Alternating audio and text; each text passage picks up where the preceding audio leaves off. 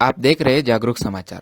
हमारा मकसद है सच को सामने लाना, ताकि समाज को बेहतर बनाने का संघर्ष तेज कर सके, वह अपनी भूमिका निभा सके।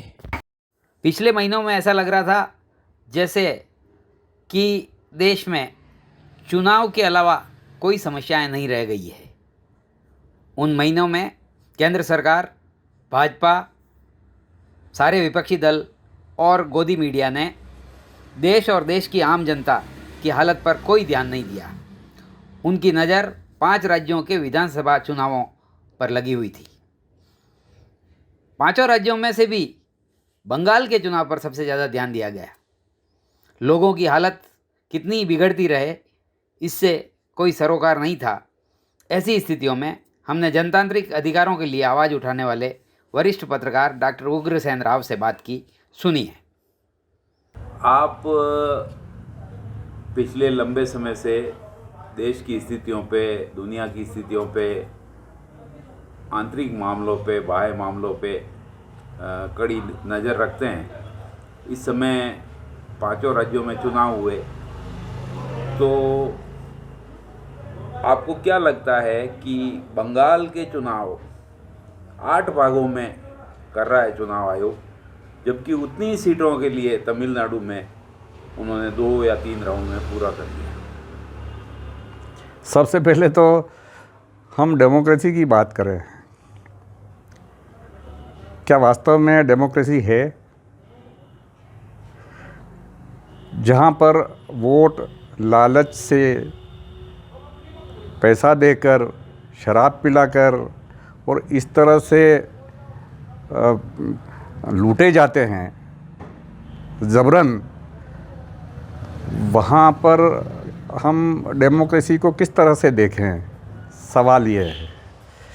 और सवाल यह भी है कि क्या डेमोक्रेसी लोगों के जीवन में उतरी है?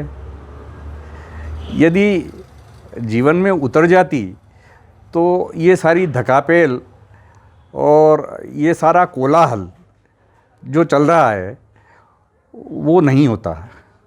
आज हर पार्टी किसी न किसी तरह से वोटों को लूटने में जुटी हुई है।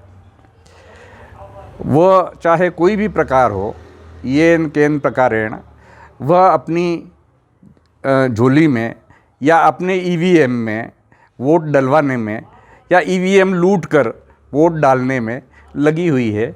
ऐसे में हम क्या डेमोक्रेसी की बात करें और क्या इन चुनावों पर चर्चा करें? मुझे नहीं लगता कि हम लोग ठीक दिशा में कोई बात कर रहे हैं। इन चुनावों की जहाँ तक अपन बात करें तो सभी जगह यही चल रहा है। चुनाव आयोग पर भी प्रश्न चिन्ह लग रहे हैं, सर्वोच्च न्यायालय तक पर प्रश्न चिन्ह लग रहे हैं। तो ये जो ऑटोक्रेसी है, निरंकुशवाद है, वह पूरी तरह से धीरे धीरे जो सो कॉल्ड डेमोक्रेसी थी वो उसको निगलता जा रहा है। और निश्चित रूप से आने वाले समय में स्थितियां और ज़्यादा ख़राब होने वाली है। मुझे नहीं लगता कि स्थितियां कोई ठीक होने वाली है या कोई डेमोक्रेसी की तरफ अचानक भूचाल आएगा और सब लोग उधर की तरफ बढ़ जाएंगे। ऐसा नहीं लगता, बिल्कुल नहीं लगता।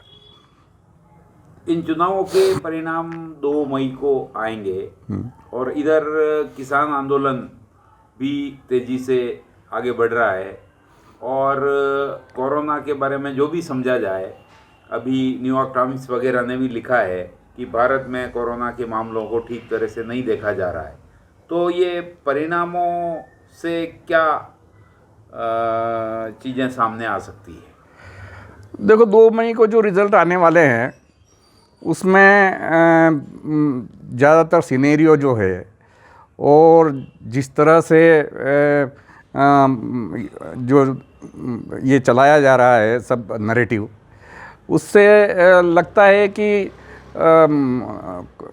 कोई भी परिणाम आए, लेकिन केंद्र में जो सत्तारूढ़ दल है वह किसी भी तरह से इन परिणामों को भी अपने हक में मोड़ने की कोशिश करेगा।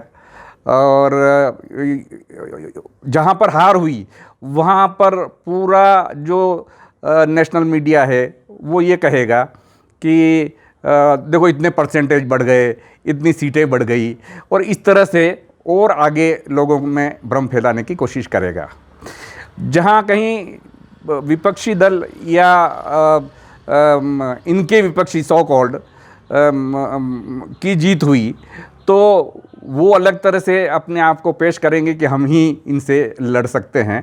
और कुल मिला के ये जो भी कुश्ती है ये मिली भगत की कुश्ती है, मैं ये मानता हूँ।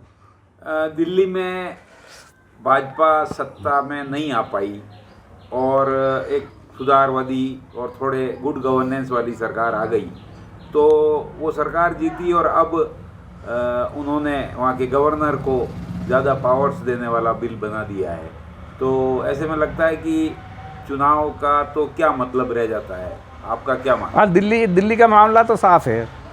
दिल्ली में जो भी सरकार है वो कुछ ठीक काम कर रही थी, जिसको गुड गवर्नेंस अपन कह सकते हैं, तो वो इनको पचा नहीं और इन लोगों ने वो सत्ता भी अपने हाथ में लेने की कोशिश करी ताकि इनके विपक्ष में कोई इस प्रकार की ताकत खड़ी न हो जाए जो इनको सीधे सत्ता से चुनौती दे सके।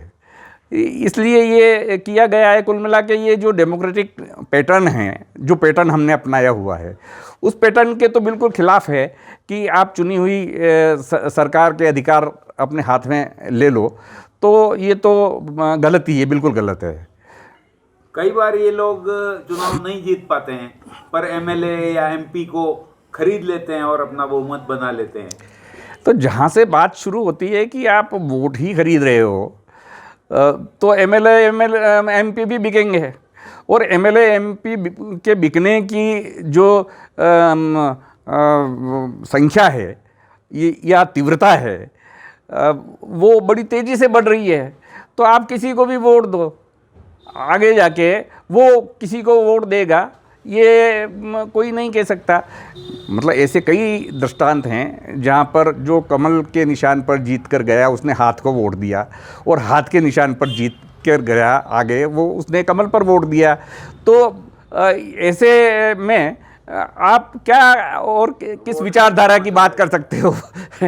मतलब हास्यास्पद है कि हम इस एक उलझन में फंसा हुआ है पूरा देश, और एक जो संविधान बनाया हुआ है कि इन आदर्शों पे हम चलेंगे, उनका भी कोई पालन नहीं कर रहा है और उसमें जिन चीज़ों को आगे जाकर जोड़ना था वो चीज़ें जोड़ने के बजाय और ख़त्म की जा रही है, कम की जा रही है।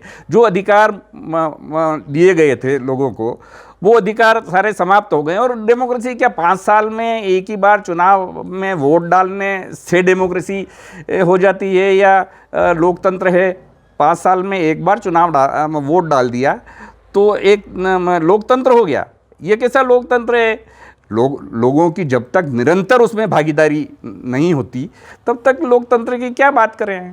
तो ऐसे स्थिति में जब आर्थिक स्थितियां विकट हो रही है, महंगाई चरम पर है, बेरोजगारी अब तक की सबसे ज़्यादा है, पदमन की स्थितियां हैं और जो बोलने वाले हैं उनके मुंह बंद किए जा रहे हैं, जेलों में डाला जा रहा है, मजदूरों के अधिकार कम किए जा रहे हैं, किसानों की नहीं सुनी जा रही है, ऐसे में आप क्या कहना चाहेंगे कि हमें इस तरह से आगे बढ़ना चाहिए? ये बड़ा कठिन प्रश्न है।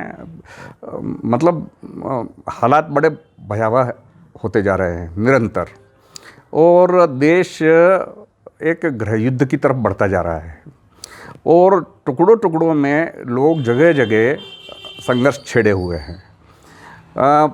देश के कई भागों में सत्ता के खिलाफ या जो वहाँ पर सरकार है उसके खिलाफ संघर्ष चल रहे हैं और कई जगह तो लोगों को इतना ज़्यादा दमन किया जा रहा है, लोगों को इस तरह से दमित किया जा रहा है कि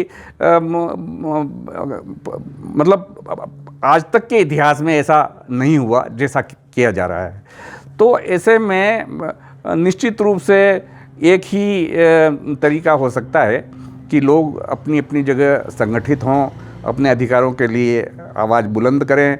और किसान आंदोलन से बड़ी आशाएं हैं।